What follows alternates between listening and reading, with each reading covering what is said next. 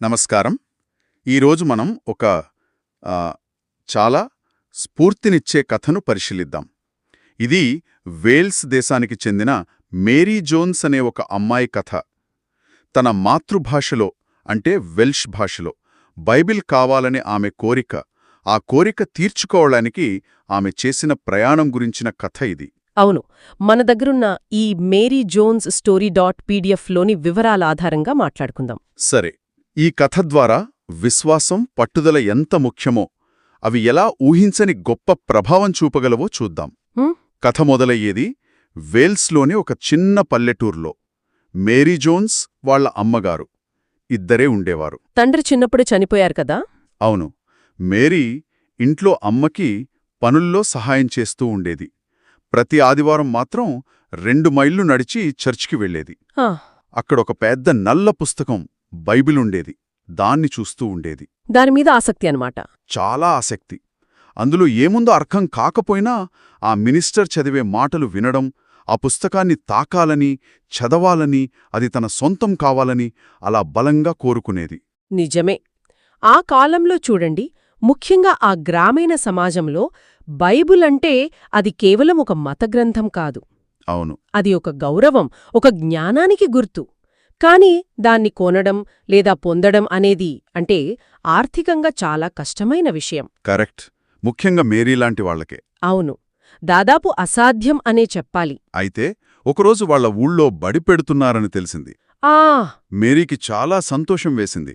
ఇక నేను చదవడం నేర్చుకోవచ్చు అనుకుంది. మంచి అవకాశం దొరికింది. అవును, మిస్టర్ ఎవాన్స్ అనే ఆయన దగ్గర చదువు నేర్చుకోడానికి భలే ఉత్సాహం చూపించేది. ఇంటి పనులు కూడా చకచకా ముగించేసి పరిగెట్టేది. కొన్నాళ్లకి అంటే చదవడం బాగా వచ్చాక ఒక ఆదివారం చర్చ్లో అందరి ముందు బైబిల్ చదివి వినిపించింది, ఒక పెట్టెమీద నిల్చుని మరి. అబ్బా, అది నిజంగా గొప్ప విషయం గదూ. వాళ్ళమ్మగారు, ఊరివాళ్లు ఎంత గర్వపడ్డారో. ఆ రోజుల్లో ముఖ్యంగా పేదపిల్లలకు, అందులోనూ ఆడపిల్లలకు చదువుకునే అవకాశం రావడం చాలా అరుదు. నిజమే. అక్షరాస్యత అంటే అది కేవలం అక్షరాలు నేర్చుకోవడం కాదు. అది ఒక ఆత్మవిశ్వాసం, ఒక సాధికారత, దేవుడి మాటల్ని స్వయంగా తెలుసుకునే వీలు. సరిగ్గా చెప్పారు. చర్చయిన తర్వాత ఇంటికి వెళ్ళి వాళ్ళమ్మతో అంది, నాకు బైబిల్ కావాలి అని. వాళ్ళమ్మగారు సున్నితంగా చెప్పారు, అది చాలా ఖరీదమ్మా అని. అవున మరి. కాని మేరీ వినలేదు.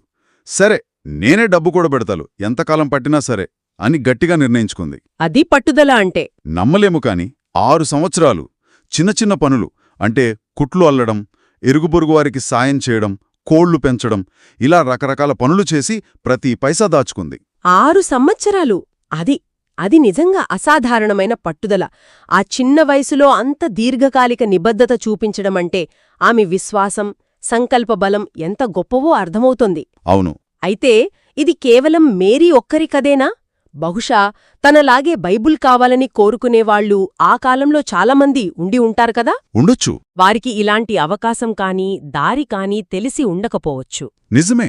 సరే, 6 ఏళ్ల తర్వాత మేరీ దగ్గర బైబిల్ కొనడానికి సరిపడా డబ్బు చేరింది. వాళ్ల టీచర్ మిస్టర్ ఎవాన్స్ చెప్పారు, బాలా అనే ఊరులో మిస్టర్ చార్లెస్ అనే ఆయన దగ్గర బైబిల్స్ దొరుకుతాయని. దారి తెలిసిందనమాట. ఇంకా ఆలస్యం చేయలేదు మేరీ. అప్పుడు తన వయసు 15. బాలా దాదాపు 25 మైళ్ల దూరం. 25 మైళ్ళ? అవును, అంత దూరం నడిచి వెళ్లాలని నిర్ణయించుకుంది, కాళ్లకు చెప్పులు కూడా లేకుండా. అబ్బా. డబ్బుల సంచి జాగ్రత్తగా నడుముకు కట్టుకుని, కొంచెం రొట్టె, జున్ను మూటగట్టుకుని బయల్దేరింది. ఊహించండి, ఆ రోజుల్లో 25 మైళ్ళు నడవడం అంటే అసలు మాటలు కాదు. సరైన దారులుండవు. కొండలు, లోయలు, చిన్న చిన్న వాగులు దాటాలి. అవును. అది కేవలం శారీరక ప్రయాణం కాదు. ఆమె 6 ఏళ్ల నిరీక్షణకు, ఆమె సంకల్పానికి అది ఒక పరాకాష్ఠలాంటిది, ఒక యాత్ర. నిజమే. దారిలో చాలా అలసిపోయింది, కాళ్ళు నొప్పులు పెట్టాయి. అయినా ధైర్యం కోల్పోలేదు. తనకు తాను ధైర్యం చెప్పుకుంటూ నడిచింది. చివరికి సాయంత్రం అయ్యేసరికి బాలా చేరుకుంది. మిస్టర్ చార్లెస్ ఇంటిని వెతుక్కొని తలుపు తట్టింది. ఆయన బయటికి రాగానే ఆత్రంగా అడిగింది, నేను 25 మైళ్లు నడిచొచ్చానో, 6 సంవత్సరాలు డబ్బు కూడబెట్టాను, ఇదిగో డబ్బు, దయచేసి నాకు బైబిల్ ఇవ్వగలరా అని. ఆ అమ్మాయి ఆత్రం చూడండి. మిస్టర్ చార్లెస్ ఎలా స్పందించారు? ఆయన ఆశ్చర్యపోయారు. ఆమెను లోపలికి పిలిచారు. ముందు ఆమెకు భోజనం పెట్టారు. మంచి పనిచేశారు. ఆమె కథ అంతా శ్రద్ధగా విన్నారు. ఆమె పట్టుదల, ఆ కోరిక తీవ్రత చూసి ఆయన చాలా కదిలిపోయారు. కేవలం ఒక వ్యాపారిలా కాకుండా ఆమె విశ్వాసానికి విలువ ఇచ్చారన్నమాట. ఇది కథలో చాలా కీలకమైన మలుపు.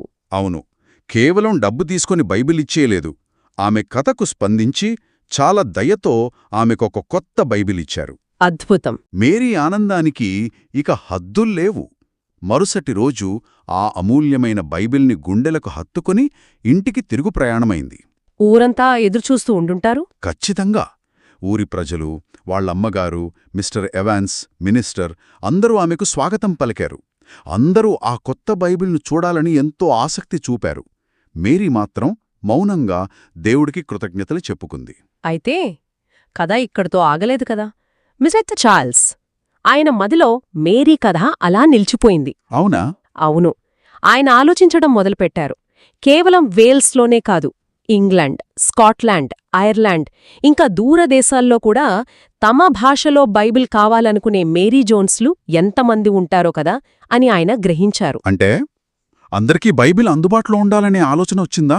సరిగ్గా అదే. మేరీ జోన్స్ లాంటి వాళ్లందరి అవసరం తీర్చాలని ఆయన బలంగా అనుకున్నారు.